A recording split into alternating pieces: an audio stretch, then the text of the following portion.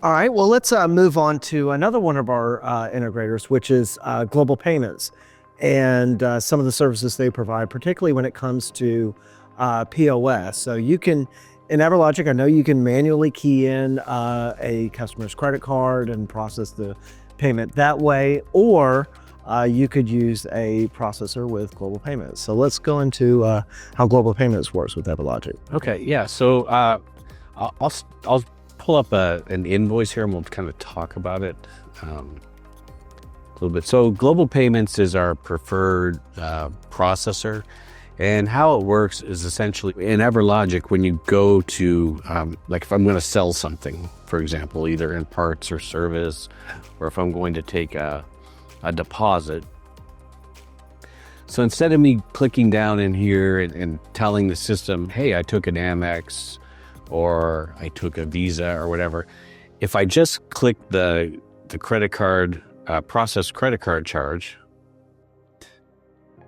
and if you're set up for online processing, it's going to send that information to Global Payments from EverLogic.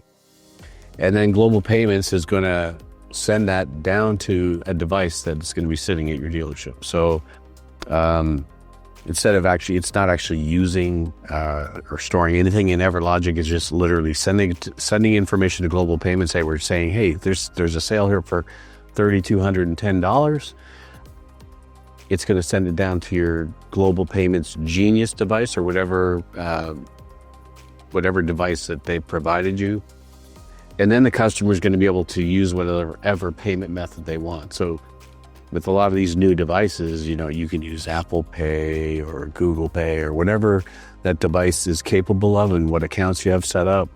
Or you can just tap a credit card. So if I have an Amex, I'll tap it and it will go back to Global Payments. It'll send it through the internet, and Global Payments will find out whether it's going to be approved or denied based on how they do that process. And then if it is approved or denied, it's going to send it back to EverLogic, and it's going to tell us, hey, EverLogic, this credit card was approved, and it tells us what credit card type it was. So you don't have to fill in that it was an American Express. It's going to already know that. Or if it was a Visa or Discover card. So by already knowing this information, it can just pre-fill it. So you don't have to sit there and key it. The other thing that's very helpful is in EverLogic, if you're using Global Payments as a processor, we have a report that you can go to. It's our card transaction processing report. So it's our card processing report. And basically you can put in a date range and it'll go out and reach out to Global Payments to their service, and it will pull back any transactions that have been run. So you don't have to log out of EverLogic or go to a separate website. It's just all built into the system. And that's something that happens if you're using Global Payments as your merchant provider. Now, if you decide that, hey, you don't want to use Global Payments as a merchant provider, then you can just simply tell EverLogic how you took the payment and what the payment amount was.